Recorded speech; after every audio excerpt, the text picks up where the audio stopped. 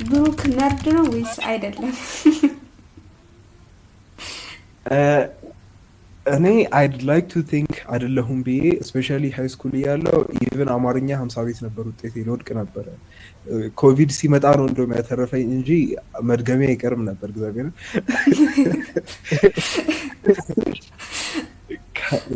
ከዛ ግን 12ኛ ክፍል ስገባ አይ ቲንክ ኳረንቲን ላይም የሆነ ማቹሪቲ መጣ እና እንትን የሆነ እንዴ ምን እያደረኩ ነው ፊውቸር እኮ ነው ማጥናት መጀመር አለብኝ ምናምን ብዬ ራሴን አስተካክዬ ኳረንቲን ላይ ገባሁ። 12ኛ ክፍል መጥፎ አላመጣሁም።